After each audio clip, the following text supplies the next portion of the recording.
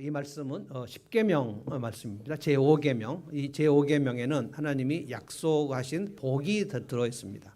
우리 어버이 주일을 맞아서 이 제5계명에 대해서 다시 한번 좀 생각해 보면 좋겠습니다. 너희 부모를 공경하라. 이 말씀, 이제 에베소서에는 너희 부모를 순종하라라는 말씀이 있는데 조금 그 어감이 좀 다른 것 같습니다. 순종하라. 물론 어떤 경우에도 이제 부모님께 순종하는 말씀은 지켜야 되는데 순종은 조금 그 젊은 부모와 어린 자녀의 좀 어감이 좀 있는 것 같습니다. 공경이라는 것은 좀 다른데 공경은 제가 이제 해석하기에는 늙은 부모를 장성한 자녀가 어떻게 높일 것인가 이 문제입니다. 영어 성경에는 honor라고 되어 있는데 honor라는 것은 좀 영화롭게 좀 높이다 이런 뜻이 있는 것이거든요. 하나님은 이 부모를 공경하는 말씀을 제5계명에 넣으시고 하나님을 경외하는 것과 부모를 공경하는 것을 같은 문맥으로 얘기를 하셨어요. 경외가 이제 경외, 공경은 공손하게 존경할 때 그 경자를 쓰고 경외는 존경을 하고 좀 우러러보는 그런 면이 있는데 부모를 경외하라는 말씀을 하지 않았는데 부모를 공경하라라고 말씀하시고 하나님께서 부모를 공경하는 자에게 약속을 하셨는데요. 이게 약속 있는 첫 계명이라는 말씀입니다. 그러면 이것이죠. 너희 부모를 공경하여라. 그러면 너희는 주 너희 하나님이 너희에게 준 땅, 이 약속의 땅, 이거는 이제 시내산에서 지금 모세를 통해서 십계명을 주시는 말씀인데 시내산을 출발해서 가나안 땅, 약속의 땅으로 가서 그 약속의 땅에서 오랫도록 살 것이다. 이것은 이제 그냥 오랫동안 사는 것을 말하는 게 아니고 하나님이 주시는 그 샬롬, 평강을 너희가 맛보게 될 것이다. 이 말씀입니다. 제가 볼 때 성경에서 가장 이제 그 아버지 어머니를 제가 생각을 해봤는데 성경의 어머니라고 할 때 가장 좀 뚜렷하게 나타나는 어머니는 한나가 아닌가 생각합니다. 한나, 사무엘의 어머니. 한나는 아들이 없었고 한나의 그 라이벌이 분인나였죠. 분인나는 아들이 있었고 한나는 아들이 없어서 그래서 분인나가 한나를 굉장히 많이 마음을 격동시켜서 한나는 요즘으로 말하면 우울증 상태에 있었는데 눈물이 마르지 않고 왜 나에게는 아들을 주시지 않았을까? 하나님께서 그 당시 이제 구약은 아들을 낳지 않는 것을 이제 소출이 없는 그러니까 땅이 수확을 못 내는 것과 여인이 자녀를 생산하지 못하는 것을 하나님께서 그를 저주하시는 것으로 생각했기 때문에 구약은 다산이 아이들을 많이 낳는 것과 땅이 수확을 많이 풍년을 하는 걸 동일하게 생각했거든요. 그래서 한나는 마음이 되게 울적했는데 그 우울함을 갖고 하나님 앞에 기도하기 시작했고 그 당시에 우리가 아는 대제사장 마지막 사사가 엘리 제사장인데 엘리는 이미 영적으로 완전히 둔화된 상태에서 그러니까 어떠한 그 영적인 자극이나 도전도 받을 수 없는 그 시간에 한나가 기도하기로 결심했다. 이것은 정말 기적 같은 것입니다. 어떻게 기도를 하기로 결심했는가? 그리고 나중에 한나가 하나님 앞에 기도한 내용이 한나가 사무엘을 얻고 나서 사무엘상 2장에 한나가 하나님께 기도한 내용이 나오는데 이거는 거의 모세가 가지고 있는 하나님에 대한 지식에 대한 그 수준이에요.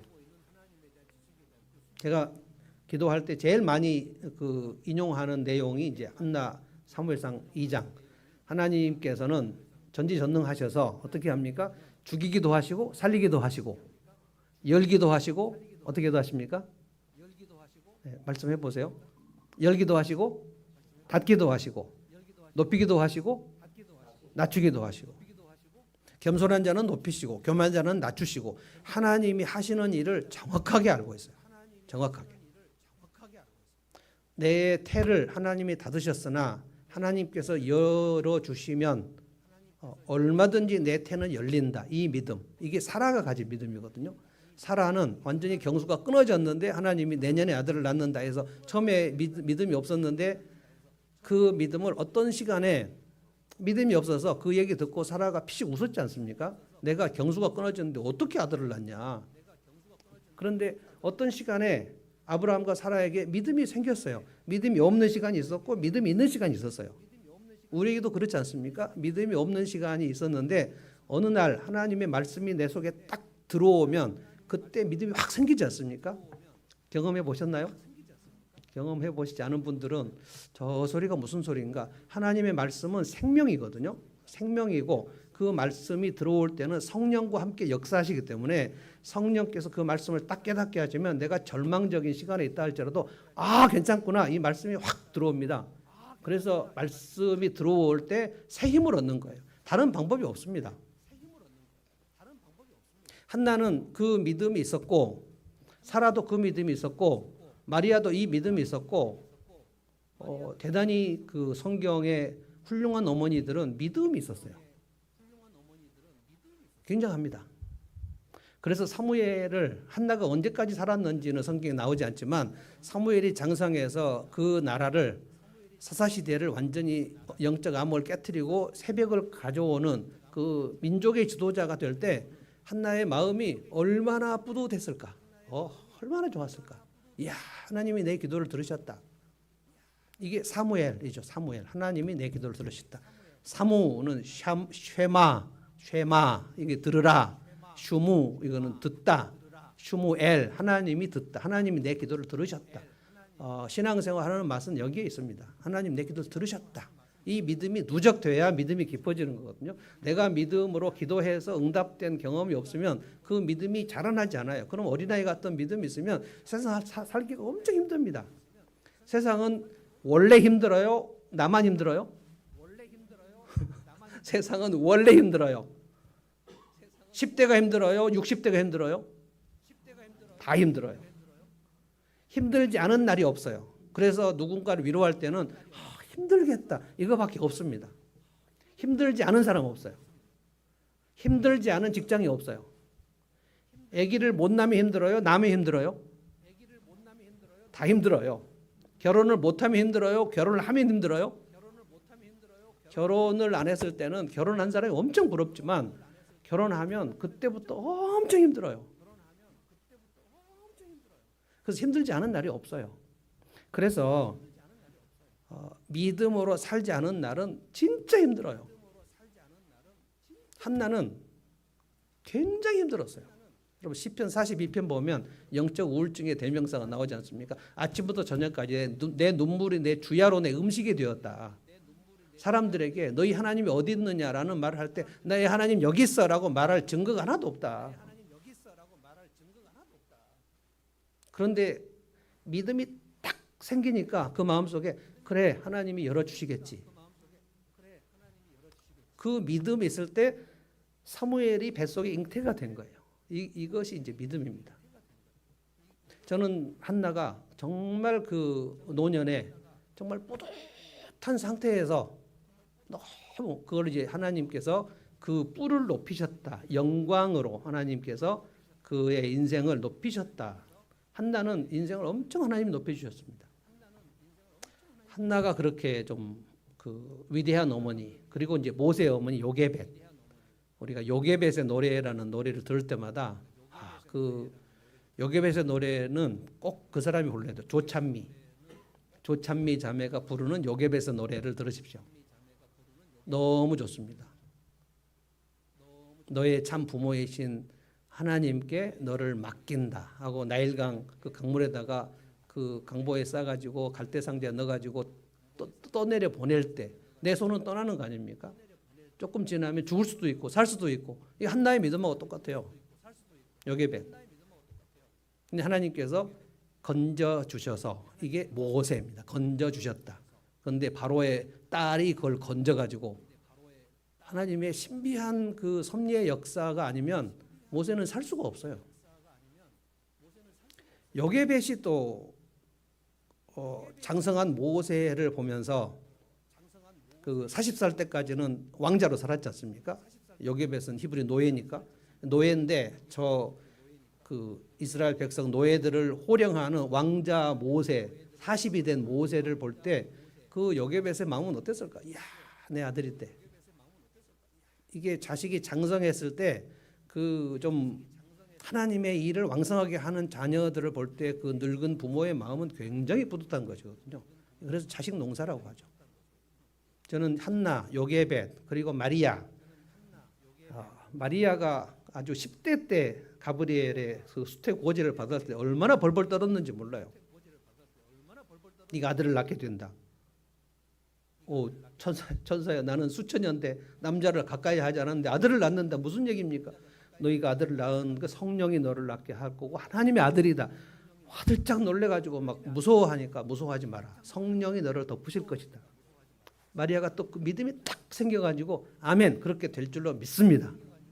그러고 나서 아들을 낳았을 때 이 아들은 분명히 요셉과 마리아가 지금 잠자리를 하지 않았는데 낳기 때문에 이거는 성령께서 낳게 하신 아들이다. 이건 내 아들이 아니고 하나님의 아들이다. 그래서 예수님이 자라날 때 마리아는 항상 이거 하나님의 아들이야. 그 마음속에 두면서 이 아들을 정말 잘 키워야 되겠다는 생각. 그리고 12살 때 성전에 갔다가 돌아오면서 잊어버렸다가 3일 만에 찾았는데 거기에서 예수님이 그 율법사들하고 율법을 구약 얘기를 막 하고 있는 걸 보면서 참 놀래고 내가 3일 동안 너를 찾았다 그러니까 예수님이 뭐라고 그랬죠? 내 아버지 집에 있는데 왜 나를 찾아다니셨냐고 좀 엉뚱한 얘기를 하셨죠. 마리아가 그 마음에 깊이 그 마음에 말씀을 깊이 두었다 이렇게 했거든요. 그리고 30세가 됐을 때 예수님이 내가 하나님의 아들로서 떠난다 했을 때 그 마리아의 마음이 어땠을까요? 아주 복잡하면서 이제 떠나 보내야 되는데 그런데 그래 내 아들이 아니고 하나님의 아들이지. 그리고 3년 동안 또 그렇게 하나님 말씀을 전하고 막 사역을 하고 귀신을 쫓아내고 그럴 때 마리아가 따라다녔거든요. 그리고 마지막에 피투성이가 되고 죽어갈 때 하나님은 하나님의 아버지로서 아들에 대한 그 아들을 버리시는 그 아픔이 있었지만 마리아는 또 자기 아들이잖아요. 자기 몸에서 낳은 아들이니까 얼마나 고통스럽고 그리고 나중에 예수님 부활하셨을 때 또 얼마나 또 기뻤고 이게 지금 부모의 심정에서 모세나 사무엘이나 예수님 얘기를 지금 해보는 겁니다.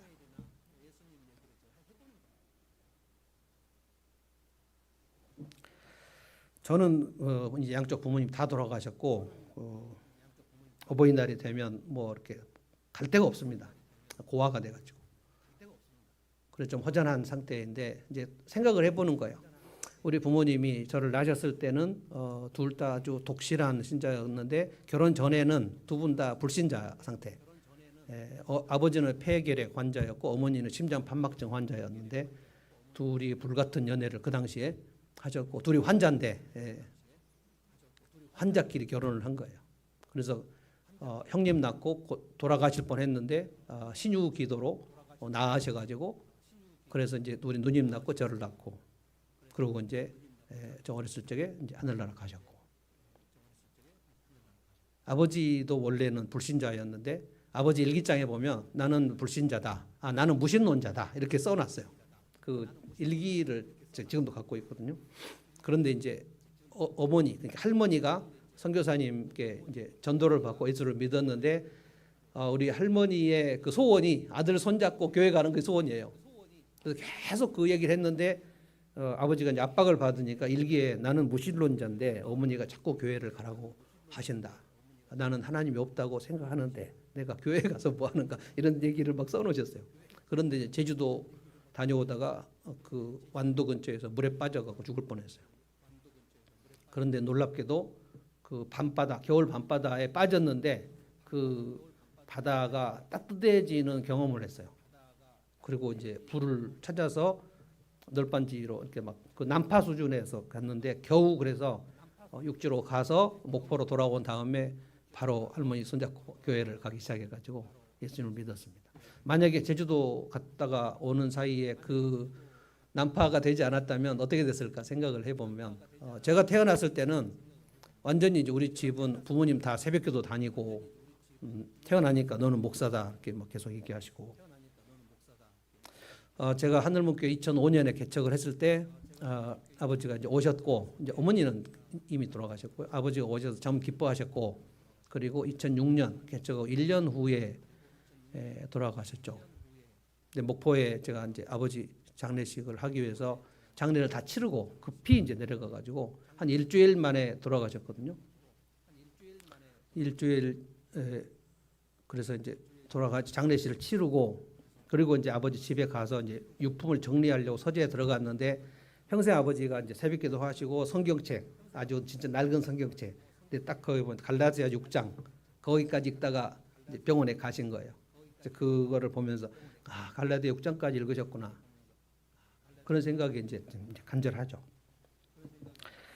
이제 부모를 공경하고 싶은데 공경할 대상이 이제 없어가지고 오늘 부모 공경에 대해서 얘기를 하는데 이 말씀은 공경이 아까도 얘기한 것처럼 어린 자녀를 얘기한 것 같지 않아요.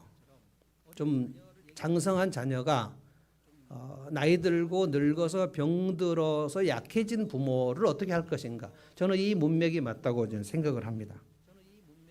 이게 제 10계명의 제 5계명인데 하나님께서 이스라엘 백성들을 너희가 이제 이집트 애굽의 노예가 아니다. 너희의 정체성은 애굽의 노예가 아니니까 이렇게 살아라 하고 주신 게 10계명이거든요. 그러니까 하나님을 어떻게 경외할 것인가를 얘기한 거고 그리고 이제 중요한 것은 5계명부터 10계명까지는 이웃을 어떻게 사랑할 것인가 이걸 예수님께서 둘로 딱 정리해 주셨잖아요. 10계명을. 모든 율법은 두 가지로 정리된다. 하나님을 마음을 다해 사랑하는 것과 이웃을 네 몸과 같이 사랑하는 거다. 두 개 딱 정리해 주셨어요. 그 두 개 정리해 주신 이웃 사랑의 첫 번째가 5계명이고 네 부모를 공경하라. 여기에 하나님께서 약속을 붙여 놓으셨어요. 왜냐하면 부모를 공경하는데 특별히 늙은 부모, 연약하고 병든 부모를 공경하는 것이 이집트에서 종살이 할 때는 있을 수 없는 일이에요. 왜냐하면 이집트는 약한 자에 대해서 가차가 없는 사회입니다. 고대의 제국들, 이집트는 물론 제국이 아니지만 아수르나 바벨론이나 헬라나 로마 이 제국의 시대는 강한 것이 좋은 것이고 약한 것은 나쁜 것입니다. 그래서 늙고 병들고 나이 들고 연약해지고 하는 것은 이거는 가치가 없어요.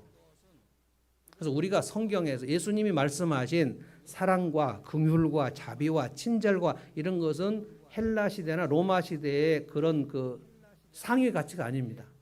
강한 것. 그래서 아주 천하를 호령하는 힘 있는 그 권세 이런 것들이 가장 이제 숭상되는 시대였기 때문에 예수님이 그 당시에 오셔서 연약한 자들을 돌보고 약한 자를 돌보라 이런 말씀 이것이 긍휼이다. 이것이 그래서 강도 만난 자를 살핀 것이 내 이웃을 사랑하는 것이다. 이 말씀했을 때 이스라엘 백성들 그 예수님 당시 이스라엘 백성들도 이게 너무 생소해요. 예수님 당시에도 생소한데 이집트의 노예로 400년 동안 있었던 이스라엘 백성들 이제 막 출애굽해서 나왔는데 시내산에 올 때는 이스라엘이 출애굽해서 3개월밖에 안 되는 시점이거든요. 그 시내산에서 하나님을 경외하는 법도 잘 모르는데 모세가 산 위로 올라갔을 때 이스라엘 백성들이 아론에게 뭐라고 했습니까? 우리를 인도한 신을 만들어 달라고 그랬잖아요. 하나님을 떠나려는 게 아니고 애굽에서 우리를 인도한 신을 상을 만들어라는 거예요. 그래서 금송아지를 만든 거 아닙니까? 어떻게 하나님을 섬기는지도 몰라요. 그리고 이집트의 가치관은 강한 것만 그 숭상하는 사회란 말이에요. 저는 이집트 사람들이 늙고 병든 부모를 공경하지 않았을 거라고 봅니다. 약한 자는 제거가 되는 거예요. 그래서 하나님께서 이 부모를 공경하는 것을 하나님을 경외하는 것으로 묶어버립니다. 그리고 네가 부모를 공경하면 이게 이제 너무 획기적인 거란 말이에요. 네가 부모를 공경하면 네가 가나안 땅에 갔을 때 내가 반드시 너에게 복을 주겠다고 그 상으로 묶어버려요. 그러니까 부모 공경은 하나님 경외하고 묶여 있고 그 부모 공경이 이 가나안 땅에서 상 받는 것과 묶여 있습니다. 반대로 얘기하면 부모를 공경하지 않는 것은 하나님을 공경하지 않는 것으로 하나님은 보시겠다는 거예요. 부모를 공경하지 않으면 그 이후에는 아무 상이 없다 이런 뜻입니다. 그래서 이 말씀을 우리가 좀 그 되게 중요하게 생각해야 돼요. 왜냐하면 부모 공경은 하나님을 경외하는 결과로 나타나기 때문에. 저는 이집트 사람들이 부모를 공경하지 않았을 보는 그 증거가 뭐냐면은 고대 바벨론이나 아수르나 그 이집트나 이런 시대에는 그 약한 것에 대해서 굉장히 천시합니다. 우리나라의 그 아주 잘못된 그 단어 하나가 뭐냐면 고려장이라고. 고려장 들어보셨죠? 고려 시대에 늙은 부모를 지기에다가 메고 가갖고 산에다가 버리고 오는 풍습이 있었다라고 전해지는데, 제가 열심히 찾아봤는데 일본 놈들이 우리나라를 지배한 다음에 너희 나라 고려에 이런 풍습이 있었다고 뒤집어 씌운 거였더라고요. 그럼 파묘 보셨나요? 저는 무서운 영화 안 보기 때문에 안 봤는데, 일본 놈들이, 저는 일본 선교 쪽으로 하나님이 자꾸 부르시는 게 되게 좀 감사합니다. 그 일본 제국주의 놈들이 우리나라를 점령할 때, 그때 이제 우리는 그런 걸 믿지 않지만 풍수 지리설과 이렇게 그 무속 그 신앙에 의하면 이 한반도에 허리를 쇠말뚝을 박아서 그 한반도가 자립할 수 없도록, 그래서 온 나라에 쇠말뚝을 다 진짜 박아놨어요. 그래서 그게 굉장히 많이 나옵니다. 그 모티브가 지금 이번에 파묘 그 영화로 이제 나온 것 같은데, 고려장은 사실이 아닙니다. 고려 시대에 그렇게 늙은 부모를 지게에 메고 가가지고 버렸다는 전설이 흘러나오는데, 그거는 일본 사람들이 조선이, 고려가 얼마나 패역한 민족이었는가를, 하여간 정말 일본은 한국의 조선의 얼을 아주 말살해 버리려고 그랬어요. 그래서 민요, 우리나라 민요, 이 민요를 한국 사람들이 잘 부르지 않게 돼버린 것이 일본 제국주의의 산물입니다. 우리는 본래 자진몰이 장단에 흥을 돋궈야 돼요. 그런데 지금 텔레비만 키우면 전부 트로트가 나오지 않습니까? 이 트로트는 원래 엔카여서 일본 노래입니다. 일본 노래가 뽕짝을 부르는 게 한국 사람들이 술 먹고 가장 편안한 그 정서를 해소하는 가락으로 느껴져 버리도록 36년간 만들어 버렸어요. 저는 의도적으로 그래서 트로트를 싫어합니다. 김연재 하나만 좋아하고요. 김연자 노래는 왠지 구슬퍼요. 고려장은 사실이 아니다. 근데 일본도 제국주의 아닙니까? 제국주의는 다 약한 것을 짓밟고 강한 것을 숭상하는. 그래서 400년 동안 이스라엘 백성들이 이집트 노예로 살 때에 하나님의 백성, 우리가 아브라함의 자손이라는 생각은 있었으나 아브라함의 자손으로서 어떻게 살아야 되는지 하는 것은 하나도 없었어요. 그냥 이집트의 얼이 들어온 거예요. 일본은 우리를 36년 지배했는데 조선의 얼이 사라져버려서 지금도 우리 국악이나 민요 텔레비에서 보면 저도 좀 재미가 없어요. 이거는 아주 인위적으로 우리의 얼이 없어져 버린 겁니다.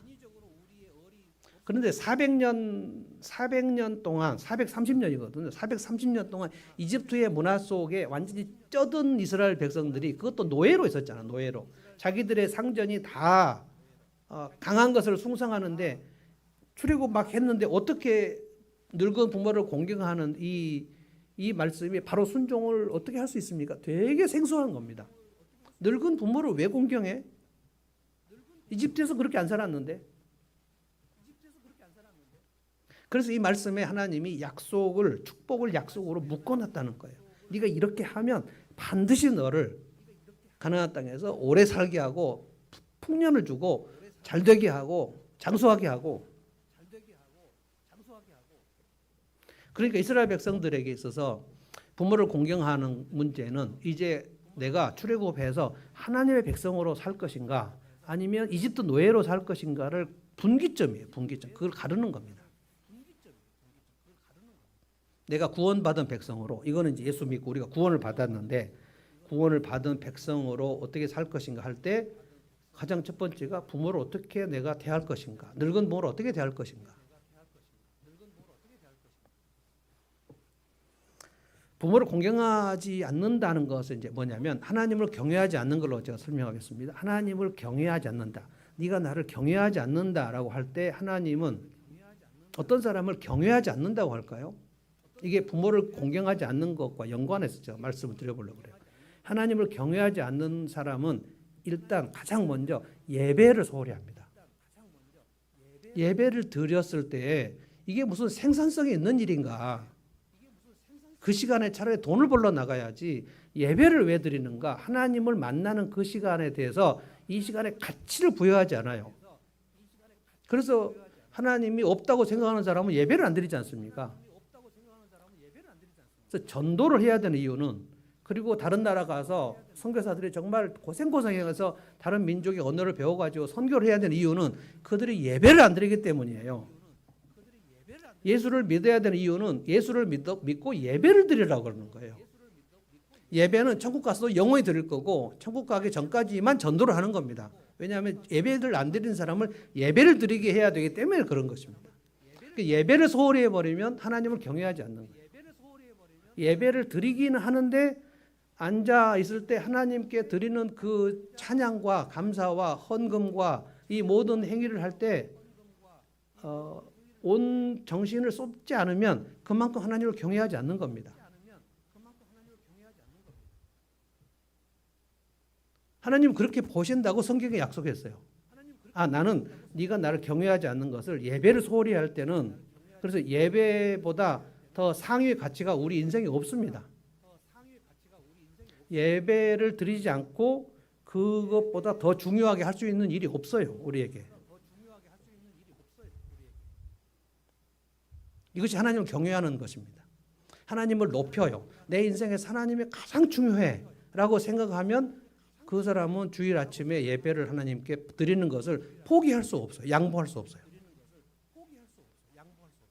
이게 지금 포스트 모더니즘 시대가 돼가지고 예배는 어떤 종교 활동인데 이겁니다. 종교 활동인데 그냥 좀 매주 해야 되나?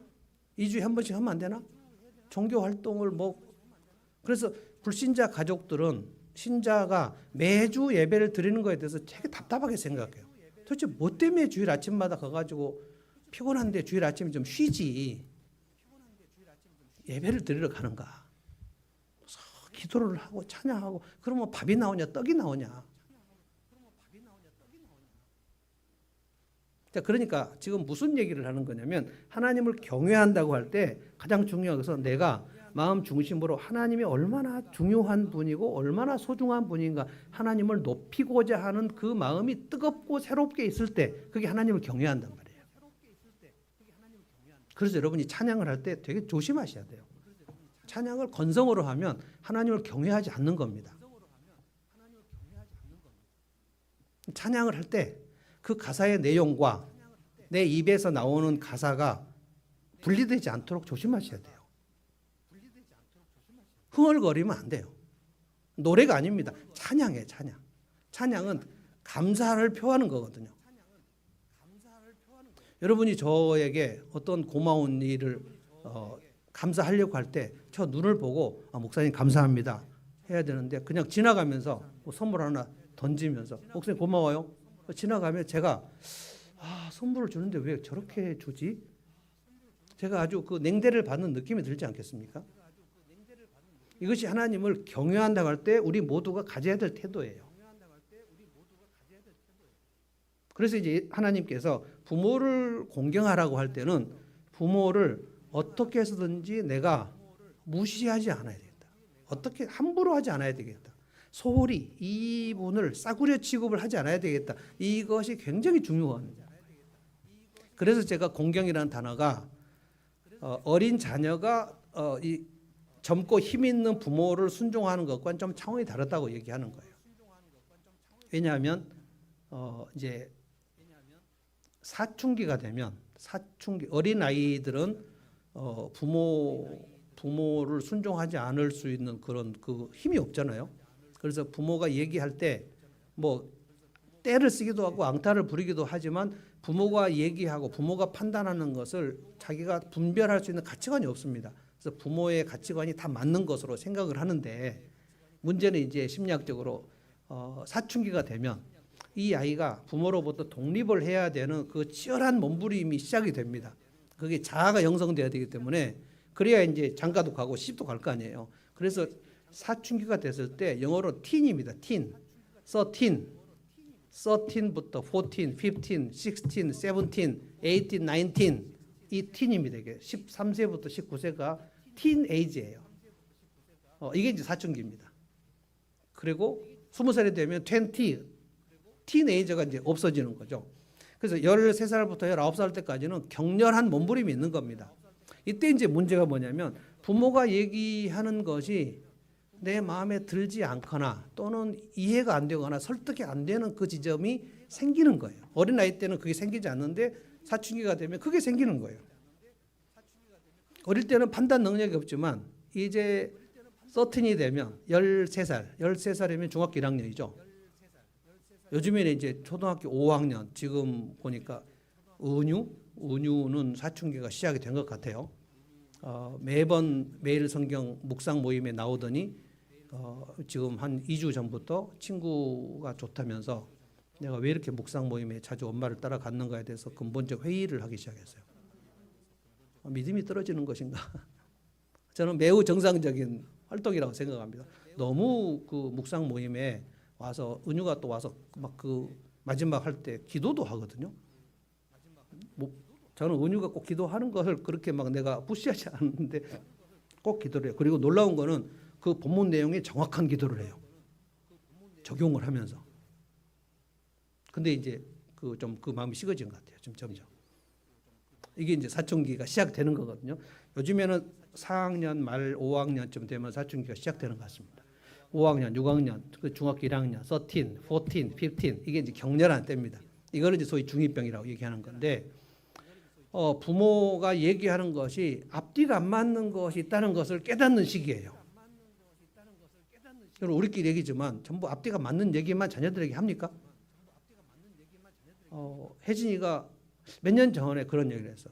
아빠가 굉장히 멋있게 말하는 것 같지만 사실 알고 보면 앞뒤가 안 맞는 게 꽤 있다는 거예요. 그걸 깨달아 버렸어요. 어렸을 때는 그런 얘기를 하지 않았는데 좀 이상해진 거죠.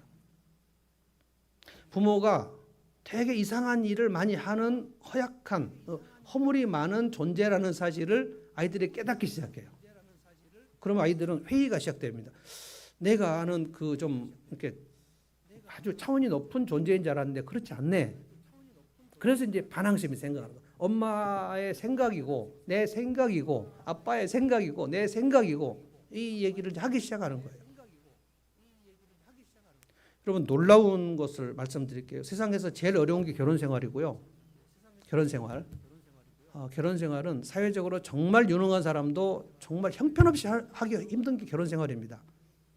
결혼 생활보다 더 힘든 게 사춘기 자녀입니다. 사춘기가 시작이 될 때 대부분 부모가 갱년기에 들어오는 경우가 있기 때문에 이 두 개가 부딪히면 정신을 차릴 수 없어요. 집에 막 그 태풍이 막 불고 엄청 힘듭니다. 이 아이가 왜 이렇게 반항적이 되었는지 이해할 수 없어요. 제가 오늘 굉장히 놀라운 책, 어떤 분들이 왜 요즘에 필독서를 하나도 소개하지 않느냐, 그래서 제가 힘을 얻어가지고 하나 지금 소개하겠습니다. 더 늦기 전에 알아야 할 성경적 자녀 양육 지침서. 굉장히 많은 홈스쿨링 전문가들이 아주 많이 추천을 했는데 제가 어제 사서 지금 오늘 아침에 식사하면서 대충 봤는데 너무 마음에 들어요. 제일 마음에 드는 것이 체벌을 해야 된다. 심리학자들은 체벌을 하지 말라고 얘기하지만 성경은 체벌을 해야 된다고 주장한다. 여기에서 이 책 좋다. 제 생각은 똑같아요. 체벌과 폭력은 다르다. 그리고 아이를 순종하는 자녀로 기르는 법이 아주 세밀하게 나와 있어요. 이분이 미국 목사님인 것 같은데요. 6 자녀를 키웠어요. 그리고 아주 베스트셀러더라고 보니까. 18,000원. 이걸로 자녀 양육의 삶을 한번 해볼까 생각이 좀 들 정도예요. 문제가 뭐냐면 부모에게는 허점이 있어요. 부모에게는 우리 모두가 이중성이 다 있고 앞뒤가 안 맞는 것도 있고, 그래서 이 자녀들이 부모의 그 이중적이거나 부모의 앞뒤 안 맞는 것에 대해서 다 캐치를 합니다. 이게 이제 티네이저 시절이란 말이에요. 그런데 그 이상 20살 넘어서 20대 중반으로 넘어가면 이제 부모는 좀 나이가 들게 됩니다. 그래서 딱 30이 되면 부모는 보통 60쯤 되고 이제 꺾여요. 이렇게 꺾일 때 부모가 갖고 있는 지식과 능력보다 자녀가 갖고 있는 지식과 능력이 훨씬 더 올라가 버리는 경우, 저울이 이렇게 바꿔져 버리는 그 시점이 30과 60이라고 봅니다. 20대 중반부터 조금씩 꺾이기 시작해요. 근데 특별히 우리나라, 뭐 우리나라도 그렇지만 전 세계적으로도 그렇지만 우리나라는 그 산업이 발전 속도가 너무 빨라가지고 우리나라가 그 컴퓨터나 무슨 인터넷이나 또 핸드폰이나 이 메가패스인가요? 이런 속도가 전 세계에서 제일 빠릅니다. 우리는 빨리빨리 하는 게 아주 엄청 중요하기 때문에, 그래서 저희 어렸을 적에 생각해 보면 전화기가 그 검정 전화통 그게 부잣집에만 하나씩 있고 우리 집에 전화가 없었다가 언젠가 전화기가 있었는데 우리 국제전화 하려면 전부 안내 교환원 바꿔가지고 전화하던 그런 시절이 있었습니다. 지금 같으면 생각도 못하는 시절인데 그게 60년대였어요. 우리가 지금 60년, 제가 61년생이거든요. 그런데 테레비가 없었고요. 우리 어렸을 적에 테레비 없었습니다. 냉장고 테레비 없었어요. 전자레인지 뭐 아무것도 없었어요. 찬장에 있었죠. 찬장에 깍두기가 있었죠. 근데 깍두기 조금 지나면 금방 하루 지나면 바로 씌워버리는, 그래서 김치가 늘 씌워버리는 거예요. 이게 언제 테레비 냉장고가 들어왔습니까? 1970년대부터 시작해가지고 80년 지나면서 각 집에 테레비 냉장고가 들어오기 시작했고 전화기가 들어오기 시작했고 90년쯤 지나니까 이제 전화를 각자 갖고 있는 시대가 됐고, 제가 2000년에 딱 귀국해서 보니까 그 조그만 핸드폰 있잖아요. 핸드폰. 그 제가 부목사로 부임했는데 교회에서 이거 쓰십시오 하고 핸드폰을 주는데 지금 생각하면 손바닥만한 그 핸드폰 있잖아요. 2G. 그리고 지금 스마트폰 시대가 되어버렸고, 제가 91년도에 지금도 생각나는 거는 영국의 라브리에 한 3개월간 살았는데 금요일 저녁마다 그 중요한 특강들을 해요. 금요일 저녁에 라브리에 한 30-40명의 젊은이들이 다 모여가지고 선택 특강을 듣는데 그때 제가 기억에 월드 와이드 웹인 무엇인가, 인터넷이라는 것이 무엇인가, 제가 2시간을 들었는데 월드 와이드 웹 이게 감이 오지 않았어요.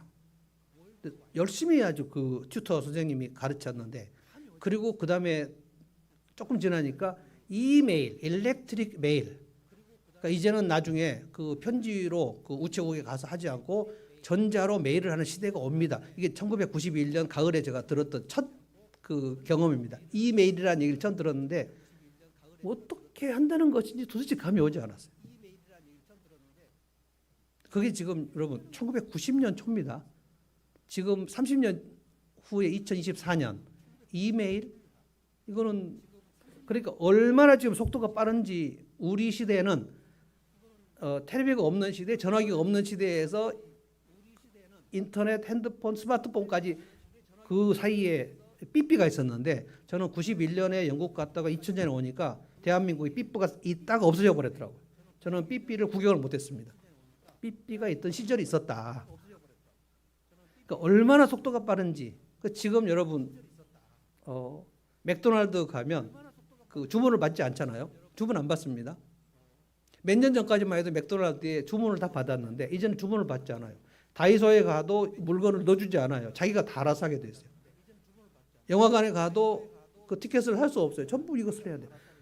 이 2, 3년 전까지만 해도 얼마나 우리가 당혹스러웠는지. 문제가 뭐냐면은 지금 60이 넘고 70이 된 부모님들은 이 부분에서 절망적이에요. 저가 아마 끝물인 것 같습니다. 스마트폰이 나왔을 때 제가 기억이 나요.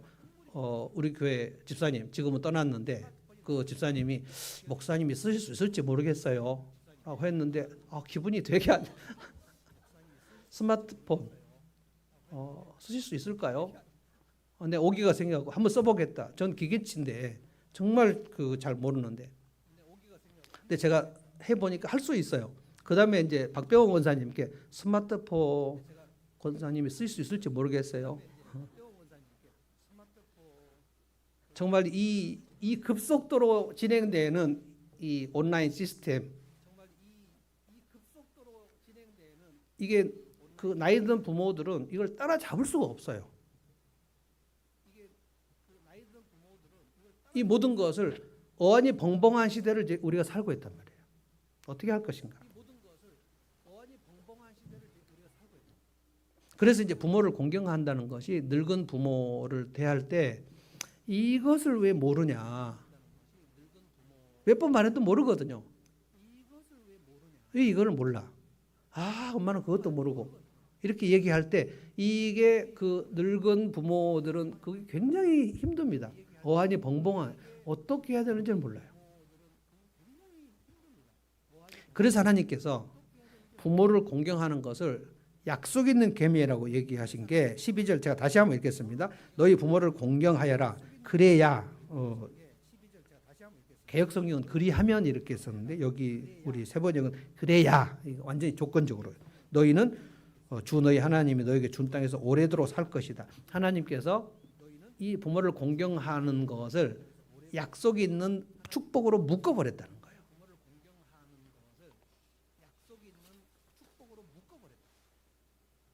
우리나라도 지금 초고령 사회로 들어왔습니다. 초고령 사회, 제가 이제 쭉 찾아보니까 초고령 사회를 정의를 어떻게 하냐면 65세 이상 인구가 전국 인구의 20%가 넘는 것. 근데 지금 2024년 1월에 65세 이상 인구가 19%예요. 그래서 아마 2024년 말이 되면 우리 20%가 넘을 거라고 봅니다. 제가 그래서 좀 놀래고 찾아봤어요. 2022년에 노인 인구가 17%, 그러니까 20%가 넘으면 초고령 사회에 들어가는 건데 2022년에 17%, 2020년에 2024년에 19%, 그러니까 2024년 1월에 19%니까 이제 넘어갈 거예요. 2024년이 그러니까 초고령 사회로 진입하는 첫 해입니다, 우리가. 그런데 점점 많아질 거예요. 왜냐하면 자녀들이, 젊은 사람들이 지금 출산을 안 하죠. 우리나라는 아주 급격히 지금 떨어지고 있고 노인들은 점점 오랫동안 유병장수하기 때문에 10년 후 2034년에는 노인 인구가 65세 이상이 30%, 2060년 지금부터 2060년 24년 후에 제가 90살이 됐을 때 노인 인구가 50%, 전체 인구의 50%. 지금 4천만, 5천만인데 50% 이상의 노인. 그러니까 젊은이들이 되게 찾기가 어렵고 어디를 가도 노인이 50% 이상. 그럼 어떻게 될까요? 이게 왜 그러냐면은 1953년에 전쟁이 끝나지 않았습니까? 이거를 이제 전쟁이 끝난 이후에 급속도로 사람들이 아기를 많이 낳아. 이걸 베이비 붐이라고 그럽니다. 그러니까 전 세계적으로는 1945년에 2차 세계대전이 끝났기 때문에 2차 세계대전이 끝난 1945년 미국이 일본 히로시마 원자폭탄 해갖고 승리하고 우리나라 해방되고 그때 1945년 이후에 미국은 각 가정의 아기를 엄청 낳기 시작했어요. 이게 베이비 붐입니다. 근데 우리나라는 1950년에 전쟁이 일어나가지고 1953년에 전쟁이 끝났기 때문에 53년에 전쟁 폐허가 복구가 되면서 사람들마다 전부 아기를 낳기 시작했어요. 근데 그때가 1958년에 탄생된 인구가 엄청 많아요. 그래서 여러분도 잘 아시죠? 58년 개띠. 이 얘기는 전국적으로 다 58년이 누구냐면 그 지금 김찬주 어머니, 저희 누님이 58년생이거든요. 그러니까 58년도부터 사람들이, 그러니까 53년부터 낳기 시작해가지고 58년에 제일 많이 낳나 봐요. 그러니까 저도 정말 그 아기를 많이 낳는 시절에 제가 태어난 거예요. 그래서 지금 젊은이들은 한 학급에 몇 명이냐 이렇게 물어보면 보통 30명이죠. 지금 몇 명입니까? 초등학교 한 학급에 몇 명씩이죠? 24명이요? 18명이요? 어디에 살고 있어요? 한 학급에 18명이라고요? 폐교인가? 우리가 어렸을 적에 75명씩이에요. 75명. 어마어마한 거예요. 근데 그게 다 그리고 이제 중학교 들어가면 전부 빡빡 깎고 검정 양복이 아니고 그 검정 교복. 근데 아니고 전체가 학급이 까맣고 머리만 빡빡 깎은 그 일본 잔재입니다. 이것도 우리는 일본 잔재인지도 몰랐어요. 그 전부 군인처럼 입히는 거 아닙니까? 그 중학교 1학년 들어가면 전부 그 검정 검정 자꾸 교복 그리고 여기 저기 노란 단추 딱 달고 이렇게 딱 하는데 제 키가 133인데 그 머리 빡빡 깎고 그때는 다 밀어야 되거든요. 바리깡으로 다 밀어야 돼요. 빡빡 깎고 딱 그 모자 쓰고 중학교 1학년 들어가니까 여학생들이 막 보면서 막 놀리고 정말 창피했어요. 근데 너무너무 많아요. 아주 막 그 나무 책상으로 쫙 앉아가지고. 근데 그게 이제 베이비 부부 시대란 말이에요.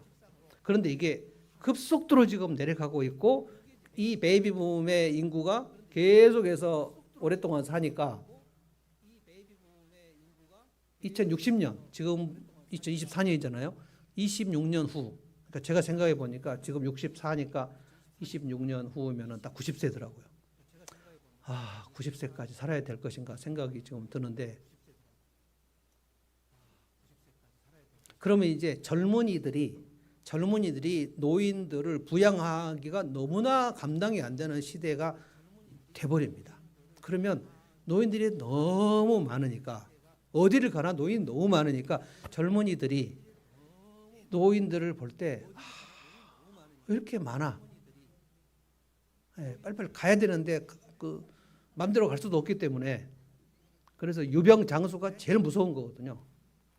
어제 제가 들었는데 미국은 그 건강하게 살다가 사망하는 그 프로테이지가 1년에서 2년 사이가 된대요.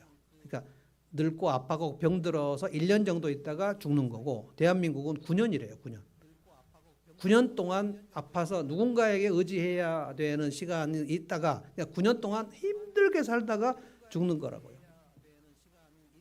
문제가 뭐냐면 이 부모를 공경한다는 것이 늙은 부모들이 너무 많으니까 젊은이들이 진짜 노인들이 왜 이렇게 많아 해서 노인 혐오 사상이 나오게 될 가능성이 굉장히 높습니다.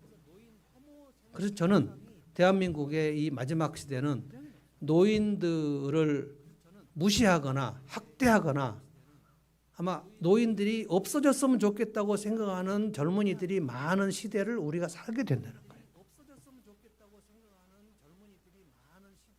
이것이 저는 피할 수 없다고 봅니다.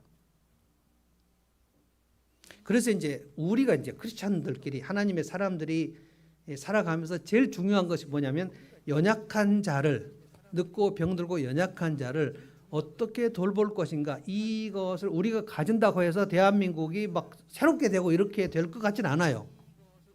우리 하늘목교회 성도들이 연약한 자를 돌보면 대한민국이 막 어떻게 될 수가 있을까요? 아멘이 여기서 좀 문제는 우리가 대한민국을 바꿀 수가 없고 우리가 한국교회를 바꿀 수 없어도 주님이 우리에게 물어보시는 것은 너는 어떻게 했냐. 여기서 좌절하거나 포기하지 않은 것은 내가 하나님의 사람으로서 끝까지 내가 사는 날 동안 내가 강한 자가 돼서 약한 자를 어떻게 그리고 내가 장성한 자녀가 돼서 늙고 병들고 약한 부모를 어떻게 내가 공경을 할 것인가. 이것은 주님께서 우리에게 명하신 명령이고 그 말씀에 순종할 때 하나님께서 상을 주시겠다고 약속하셨다는 거예요. 이 말씀에 우리가 어떻게 순종할 것인가. 예수님께서 서로 사랑하는 이웃 사랑에 대해서 얘기할 때 원수 사랑까지 얘기하셨죠. 이 얘기할 때 그때 로마 시대 아닙니까? 로마 식민지 시대입니다. 로마는 팍스 로마나의 시대예요. 팍스 로마나가 뭐냐면 로마의 평화. 로마의 평화는 뭐냐면 로마에게 어떤 나라도 감히 대항하지 못하도록, 대항하면 완전히 진압해서 씨를 말려버림으로써 아무도 로마에 대항하지 못하게 하여 로마 제국에 대항할 수 없는 그 시대, 그게 로마의 평화입니다. 그러니까 로마 시대는 가장 강력한 상위 가치가 강한 것만 살아남는 거예요. 이 시대에 예수님이 오셔서 너희가 연약한 돌보고, 너희가 긍휼을 베풀고, 자비를 베풀고, 친절을 베풀고, 이것은 그러니까 엄청나게 혁명적이에요. 로마 시대의 가치관과 예수님의 가치관은 정면으로 부딪힙니다. 그래서 내가 너희를 위하여 목숨을 바치러 왔다. 희생, 이런 것들. 그래서 이 말씀을 가지고 어떻게 할 것인가 하고 있었는데, 예수님이 성령이 오시지 않으면 너희가 이것을 할 수 없으니 내가 아버지께서 얘기해서 성령을 보내주겠다. 성령이 오시면 너희가 이것을 실천할 수 있다. 이 말씀이 깨달아진다. 이 말씀을 순종해야 되겠다. 이것을 순종할 수 있는 강력한 역동력이 성령을 부어주심으로 가능하다. 그래서 120명이 성령을 기다렸어요. 성령이 오시기를. 왜냐하면 성령이 오시지 않으면 우리의 세상 가치관을 하나님의 말씀, 예수님의 말씀으로 바꾸는 일이 불가능합니다. 그래서 성령을 사모했는데 10일 동안 성령을 사모했는데 성령께서 오셨고 120명 각 사람 위에 성령이 임하셨어요. 그래서 여러분 사도행전 2장 4장에 보면 로마 시대에 상상할 수 없는 일들이 일어난 것이, 초대교회 성도들이 자기 것을 자기 것이라고 생각하지 않고 연약한 자의 필요를 따라 나누어 주고 긍휼을 베풀고 사랑을 베풀고 친절을 베푸는 일이 로마 시대에 교회가 시작한 이 혁신적인 일입니다. 이것을 보고 불신자들이 어떻게 이런 공동체가 세상에 존재하지? 그리고 사도 바울이 열심히 바울 서신을 써서 너희가 연약한 자를 돌보고, 주인들은 노예를 대할 때 형제같이 대해라. 노예들은 주인을 대할 때 주님같이 대해라. 그래서 주인과 노예 사이에 너무나도 인격적인 변화가 일어나 버리. 이것은 혁명적인 겁니다. 그래서 주께서 구원받는 사람들 날마다 더하게 하셔가지고 1세기, 2세기, 3세기에 그 핍박을 무릅쓰고 로마 사회의 복음을 확산시킨 겁니다. 이것을 예수님께서 산상복음에서 너희는 세상의 빛이라. 너희는 전에는 어두움이었지만 이제는 세상의 빛이라. 저는 여러분들에게 대한민국을 우리는 책임질 수 없습니다.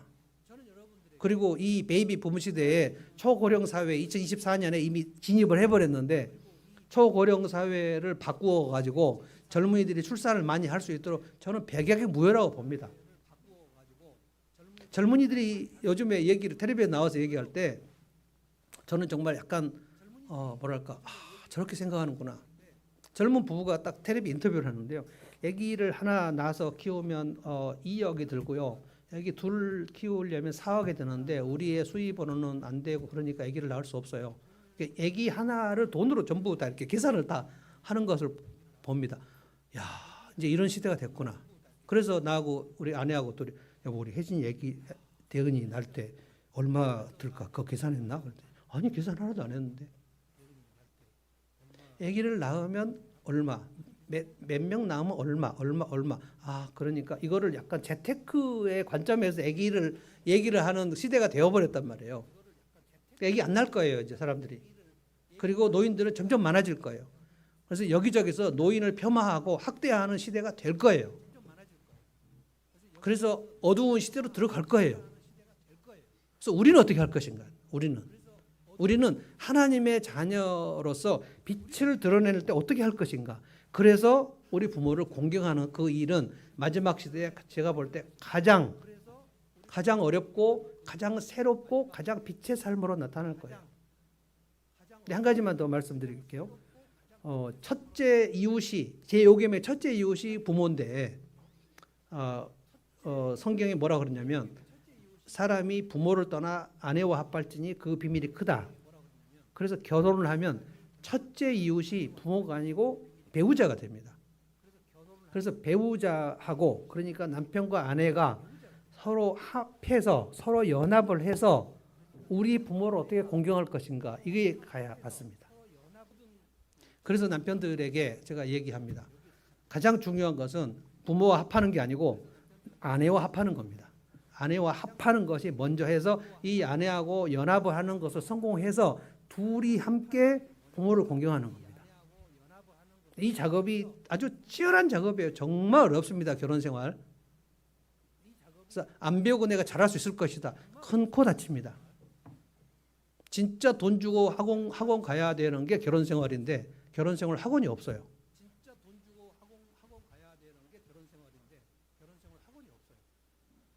혹시라도 그 늙은 부모님을 공경하는 일이 굉장히 어려우신 분은 그 노라고 말할 줄 없는 그리스도인 바운더리라는 책을 여러 번 정독하시기 바랍니다. 거기에 한 자매가 크리스찬 자매가 자기 삶이 뒤죽박죽 엉망이 되어가지고 바운더리가 다 무너진 상태에서 매일 저녁 결혼한 자매인데 친정 엄마가 놀러 와가지고 아이 지금 숙제를 돌봐줘서 애가 숙제를 가야 되는데 엄마가 놀러 와가지고 놀자 그래가지고 뒤죽박죽 돼가지고 그 다음날 아침에 난리가 나버리는 얘기가 첫 번째 챕터에 나옵니다.